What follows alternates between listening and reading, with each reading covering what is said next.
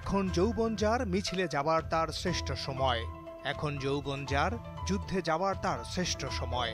কালজয়ী এই কবিতার জনক হেলাল হাফিজ। যৌবন যার ধর্ম, প্রেম যার আরাধ্য, অবশেষে তিনিও হার মানলেন মৃত্যুর কাছে। দীর্ঘদিন ডায়াবেটিস, গ্লুকোমা সহ নানা রোগে আক্রান্ত এই কাব্য প্রতিভার চিকিৎসা চলছিল। রোগ ও বার্ধক্যের কাছে হার মেনে শুক্রবার চিরঘুমে শায়িত হন কবি হেলাল হাফিজ। কবির বন্ধুরা জানিয়েছেন, হেলাল হাফিজ যে হোস্টেলে থাকতেন সেখানকার বাথরুমে রক্তাক্ত অবস্থায় পড়েছিলেন। সেখান থেকে তাকে উদ্ধার করা হয় এবং দ্রুত হাসপাতালে নেওয়া হলে চিকিৎসক মৃত ঘোষণা করেন। ১৯৮৬ সালে তার প্রথম কবিতার বই যে জলে আগুন জ্বলে প্রকাশিত হয়। এর প্রতিটি কবিতা মানুষের মুখে মুখে ফেরে। গত ৩৬ বছরে বইটির ৪০টির মতো বৈধ সংস্করণ প্রকাশিত হয়েছে, আর কয়েকশো অবৈধ সংস্করণ এখনও বাজারে রয়েছে। ব্যক্তি জীবনে সংসার গড়েননি এই বোহেমিয়ান কবি।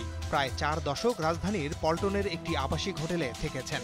এরপর বিভিন্ন জায়গায় গড়েছেন আবাস, তবে কোথাও স্থির হননি। হেলাল হাফিজের জন্ম ১৯৪৮ সালের ৭ অক্টোবর নেত্রকোনা জেলার আটপাড়া উপজেলার বরতলী গ্রামে। শৈশব, কৈশোর, তারুণ্য কেটেছে নিজের শহরেই। ১৯৬৭ সালে নেত্রকোনা কলেজ থেকে উচ্চ মাধ্যমিক পাশ করে ঢাকা বিশ্ববিদ্যালয়ে বাংলা বিভাগে ভর্তি হন। ১৯৬৯ সালে গণ অভ্যুত্থানের সময় রচিত নিষিদ্ধ সম্পাদকীয় কবিতাটি তাকে প্রথম পরিচিতি এনে দেয়। সাহিত্যে বিশেষ অবদানের জন্য পেয়েছেন বাংলা একাডেমি পুরস্কার।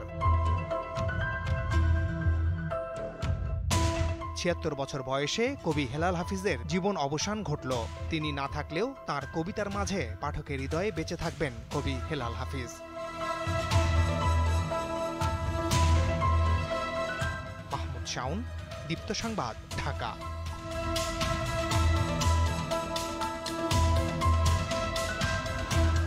এখন যৌবন যার মিছিলে যাবার তার শ্রেষ্ঠ সময়।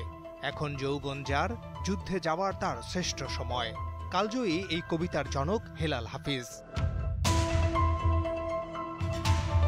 যৌবন যার ধর্ম, প্রেম যার আরাধ্য, অবশেষে তিনিও হার মানলেন মৃত্যুর কাছে। দীর্ঘদিন ডায়াবেটিস, গ্লুকোমা সহ নানা রোগে আক্রান্ত এই কাব্য প্রতিভার চিকিৎসা চলছিল।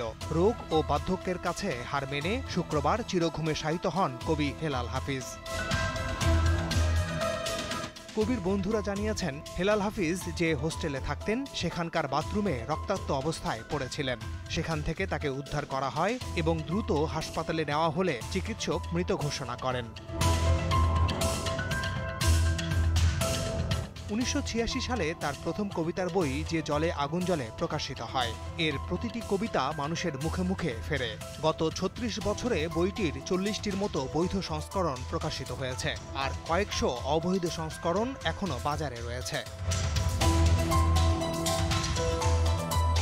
ব্যক্তি জীবনে সংসার গড়েননি এই বোহেমিয়ান কবি। প্রায় ৪ দশক রাজধানীর পল্টনের একটি আবাসিক হোটেলে থেকেছেন। এরপর বিভিন্ন জায়গায় গড়েছেন আবাস, তবে কোথাও স্থির হননি।